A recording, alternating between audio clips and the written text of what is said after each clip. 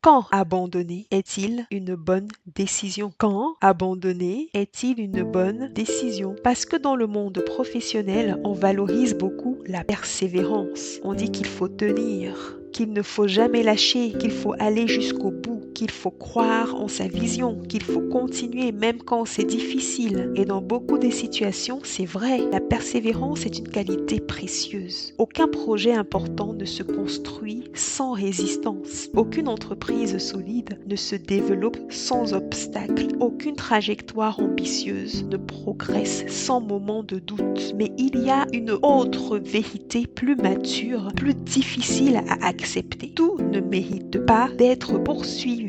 Certaines idées doivent être ajustées, certaines stratégies doivent être arrêtées, certains engagements doivent être réévalués, certains projets doivent être abandonnés pour protéger quelque chose de plus important. Et c'est là que la maturité commence. Parce qu'abandonner n'est pas toujours un échec. Parfois, abandonner est une preuve de lucidité. Parfois, abandonner est une décision de gestion. Parfois, abandonner est un acte de leadership. Parfois, abandonner est la condition nécessaire pour libérer du temps, de l'énergie, de l'argent et de l'attention pour ce qui compte vraiment. Le problème, c'est que beaucoup de personnes continuent non pas parce que le projet est encore juste, mais parce qu'elles ont déjà trop investi, trop de temps, trop d'argent, trop d'images, trop d'ego, trop de promesses publiques, trop d'énergie émotionnelle. Alors elles se disent, je ne peux pas arrêter maintenant, j'ai déjà trop avancé. Que vont penser les autres? Si j'arrête, cela veut dire que j'ai échoué. Mais en réalité, continuer uniquement parce qu'on a déjà beaucoup investi peut devenir une erreur stratégique. En économie et en gestion de projet, on parle parfois du coût irrécupérable. Ce que vous avez déjà dépensé ne doit pas être la seule raison de continuer. Le temps passé est passé, l'argent dépensé est dépensé, l'énergie investie est investie. La vraie question n'est pas combien ai-je déjà mis dans ce projet. La vraie question est, à partir d'aujourd'hui, est-ce encore juste de continuer? C'est une question puissante parce qu'elle vous ramène au présent. Elle vous oblige à regarder la réalité actuelle, pas seulement l'attachement au passé. Un projet peut avoir été juste à un moment donné, puis ne plus l'être aujourd'hui. Une stratégie peut avoir été pertinente dans un contexte, puis devenir obsolète dans un autre. Une collaboration peut avoir été prometteuse au départ, puis devenir trop coûteuse humainement et opérationnellement. Une opportunité peut sembler brillante, mais vous éloigner de votre vraie direction. Et dans ces moments-là, persévérer aveuglément n'est plus de la discipline, c'est parfois de l'entêtement. La discipline ne consiste pas à poursuivre tout ce que l'on a commencé. La discipline consiste à rester fidèle à ce qui sert réellement la vision. C'est très différent. Parce qu'un oui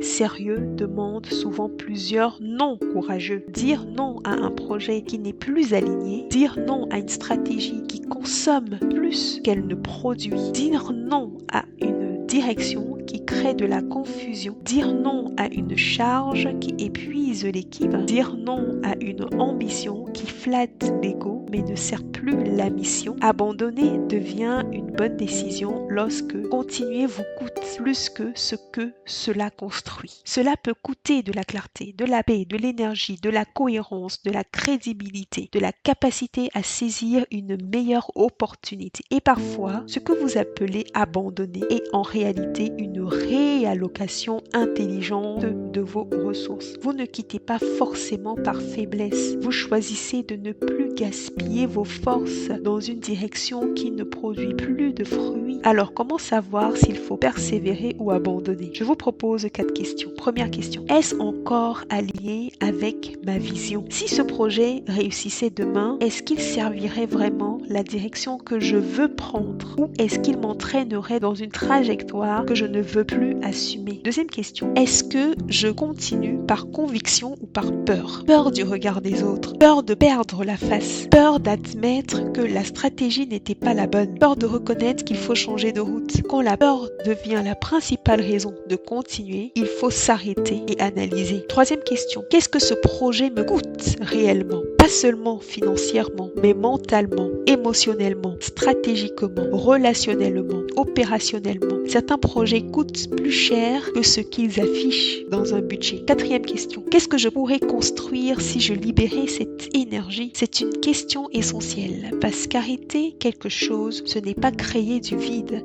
c'est parfois créer de l'espace pour une meilleure priorité, de l'espace pour une décision plus alignée, de l'espace pour une croissance plus saine, de l'espace pour une stratégie plus mature. Alors non, il ne faut pas abandonner dès que c'est difficile, mais il ne faut pas non plus glorifier l'épuisement comme si c'était toujours une preuve de courage. Le courage, parfois, c'est continuer. Et parfois, le courage, c'est arrêter proprement. Arrêter avec gratitude pour ce que l'expérience a enseigné. Alors, cette semaine, je vous invite à regarder vos engagements en cours. Un projet, une stratégie, une collaboration, une habitude, une priorité. Et posez-vous cette question. Est-ce que je poursuis parce que c'est encore juste ou parce que je n'ose pas arrêter? La réponse demande de l'honnêteté, mais elle peut libérer beaucoup de clarté. Tout ne mérite pas d'être poursuivi. Abandonner n'est pas toujours perdre. Parfois, c'est choisir de ne plus se perdre. La solution LLORD, de petits pas concrets pour retrouver clarté, paix et résultats.